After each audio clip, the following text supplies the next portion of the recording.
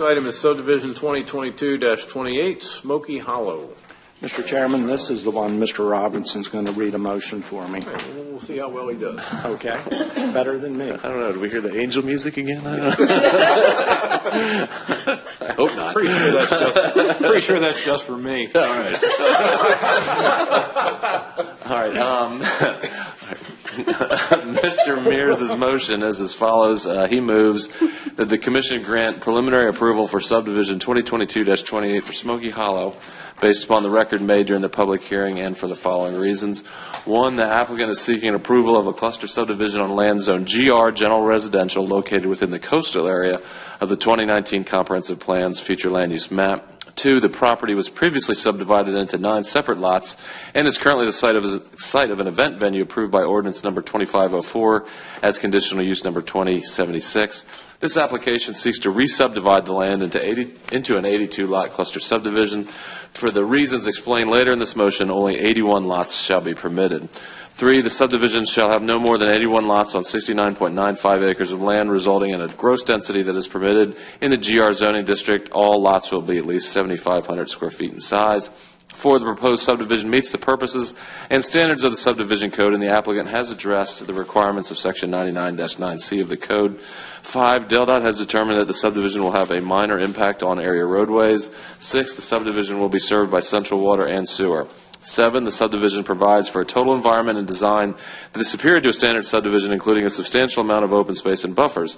It also complies with the design requirements and review procedures for a cluster subdivision in the coastal area. 8, the cluster design includes approximately 40 acres of the 69.95 acre site remaining as open space. 9, the cluster design avoids intrusion onto the wetland areas within the site and provides sufficient buffering between the wetlands and the developed portions of the site. 10, the subdivision generally meets the purpose of the zoning and subdivision codes and the comprehensive plan in that it promotes the orderly growth, convenience, order, prosperity, and welfare of the county. 11, lot 64, shown on the preliminary subdivision plan, is an isolated lot that would be set apart from the remainder of the subdivision, and it would require crossing over forested wetlands for access. There was testimony in the record that the development of this lot would have the most impact on not only the environment but also the neighboring residential properties. Testimony from the neighboring property owners indicates that the area where this isolated lot would be located frequently floods. For all these reasons, the area where lot 64 is proposed shall remain undeveloped as part of the common area of the subdivision. 12, this approval is subject to the following conditions. A, there shall be no more than 81 lots within the subdivision. The area where lot 64 is shown on the final site plan shall remain undeveloped as open space. B, the developer shall establish a homeowners association responsible for the maintenance of streets, buffers, stormwater management facilities, and other common areas. C, as shown on the preliminary site plan, approximately 40 acres of the site shall remain as open space. D, the stormwater management system shall meet or exceed the requirements of the state and county, and the final site plan shall contain the approval of the Sussex Conservation District. The system shall be maintained and operated using best management practices. E, there shall be a forested and/or vegetated buffer strip that is at least 30 feet wide along the perimeter of the subdivision, with the exception of the frontage along Johnson Road. This buffer shall utilize existing forest or similar vegetation where it exists in the buffer area.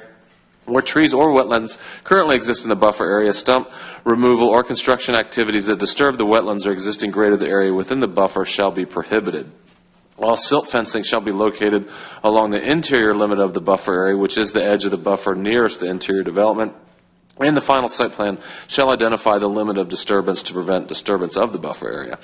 F, the development shall comply with DelDOT entrance and roadway improvement requirements. G, street design shall meet or exceed Sussex County standards. H, road naming and addressing shall be subject to the review and approval of the Sussex County Geographical Information Office. I, the subdivision shall be served by central sewer.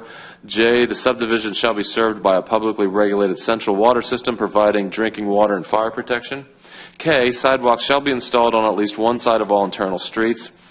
L, construction, site work, and delivery shall only occur on the site between the hours of 7 a.m. and 5 p.m. Monday through Friday, and between 7 a.m. and 2 p.m. on Saturdays. No Sunday hours are permitted. A 24-inch by 36-inch notice sign confirming these hours in English and Spanish shall be prominently displayed at the site entrance during construction. M, the applicant shall coordinate with the local school district for a bus stop within the subdivision. If required by the school district, the location of the bus stop area shall be shown on the final site plan. N, there shall be on-site amenities including a clubhouse and pool. These amenities shall be completed completed and open to use as required by Section 99-21E of the subdivision code. O, there shall be a buffer that is at least 25 feet wide from all non-tidal wetlands. There shall be minimum disturbance of trees and other vegetation within these buffer areas. Where trees currently exist in these buffer areas, stump removal or construction activities that disturb the existing grade of the area within the buffer shall be prohibited. Required silt fencing shall be installed upland of these buffer areas, again using the edge of the buffer nearest the interior development to avoid disturbance. The limits of disturbance shall be indicated on the final site plan, and there shall be permanent signage every 300 feet identifying the wetlands as non-disturbance areas. P, the recorded restrictive covenants and recorded final site plan shall contain a notice that the development is located in the vicinity of a campground and that hunting activities may occur on other nearby properties. Q, the final site plan shall include a grading plan for the site. No building permit shall be issued for individual lots until an individual lot grading plan has been supplied to and approved by Sussex County. No certificate of occupancy shall be issued until a grading certificate is submitted to the Building Code Department demonstrating general conformity with the individual site grading plan. And R, a revised preliminary site plan either depicting or noting these conditions shall be submitted to the Office of Planning and Zoning. And S, the final site plan shall be subject to the review and approval of the Planning and Zoning Commission.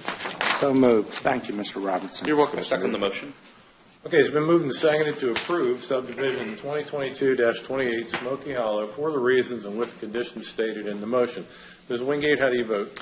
Before I cast my vote, I'd just like to put it on the record that because of the area surrounding this property, there really was no option for an emergency access, the alternate like we've been requesting. So having said that, I vote yes for the reasons and conditions stated in the motion. Okay, Mr. Mears? I vote yes for the reasons and conditions stated in the motion. Mr. Collins? I vote yes for the reasons and conditions stated in the motion. Mr. Butler? I vote yes for the reasons and conditions stated in the motion. Okay, and the chair votes yes for the reasons and conditions stated in the motion. Motion carries 5-0. Thank you.